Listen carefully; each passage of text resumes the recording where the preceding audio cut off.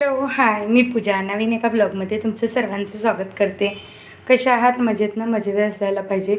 तर आज बनवणार आहे फुटाण्याची काहीतरी रेसिपी. तर याला फुटाणे असे म्हणतात, हे हरभऱ्याचे असतात. तर फुटाणे, गूळ आणि तूप. तर फुटाण्याची चिक्की म्हणू शकता. म्हणजे जिम वगैरे करतात ना, त्यांच्यासाठी तर प्रोटीनयुक्त खूप छान आहे. आणि मी पण जिम वगैरे व्यायाम थोडासा करते. तर प्रोटीन पावडर मला काही आवडत नाही घ्यायला पर्सनली, कारण काय प्रोटीन पावडरचे जेवढे फायदे आहेत तेवढे म्हणजे थोडेफार असतात. तर असो, तर मग मी तर घरीच काहीतरी बनवा म्हटलं जे प्रोटीन पण असेल आणि फायबर पण खूप सारं असेल. तर चला मग रेसिपीला सुरुवात करूया. तर एक कढई घेतलेली आहे, आपल्याला थोडंसं तूप लागणार आहे आणि गूळ. तर जेवढे फुटाणे घेतले तेवढंच आपल्याला गूळ घ्यायचं आहे. तसं फुटाणे गूळ खायचं म्हणलं ना की कंटाळा येते. तर अशी चिक्की बनवून ठेवली ना तर खायचा कंटाळा पण येत नाही आणि खावं पण वाटते. तर चला रेसिपीला स्टार्ट करूया.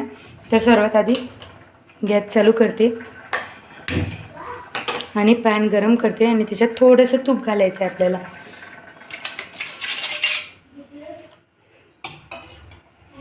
बघा, एवढं असं तूप घेतलेलं आहे मी. एवढं तूप आपल्याला बस होते. तर तूप टाकलेलं आहे आणि गूळ पण घातलं आहे. आता थोडंसं आपण याला पाणी घालूया. हे बघा, अर्धा ग्लास एवढं पाणी घातलं आहे मी, कारण गूळ मेल्ट व्हायला. फोडून टाकला जरी चालेल. तर याला विरघळून घेते आणि दाखवते पुढची रेसिपी तुम्हाला.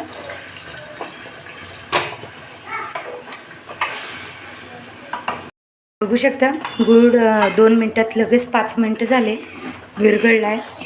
आणि गुळाचा आपल्याला पाक नाही करायचं आहे, फक्त जेवढं आपण पाणी टाकलं होतं ना गुळात तेवढं आपल्याला आटवून घ्यायचं आहे. म्हणजे ते पाणी आटवून घ्यायचं आहे. तर 5 मिनटं छान असं या पाकाला, गुळाला छान शिजू घ्यायचं, कारण ते पाणी पण आटलेलं पाहिजे, तेव्हा चिक्की छान होणार.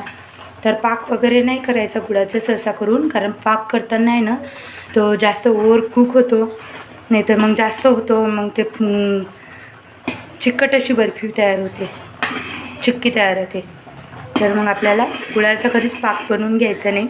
थोडंसं पाणी आणि तूप घालून गुळ वितळून घ्यायचा आणि जेवढं पाणी टाकलं आहे तेवढं त्याला वितळू द्यायचं. आता तुम्ही म्हणता पाणी वितळलं तर म्हणजे विरघळलं तर कसं कळणार?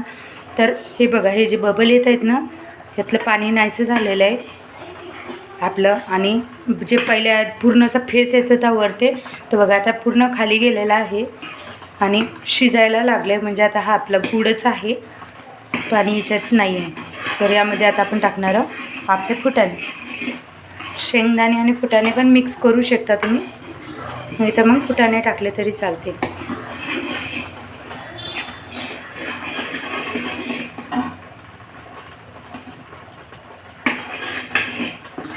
तर चला मी फुटाणा टाकून घेते.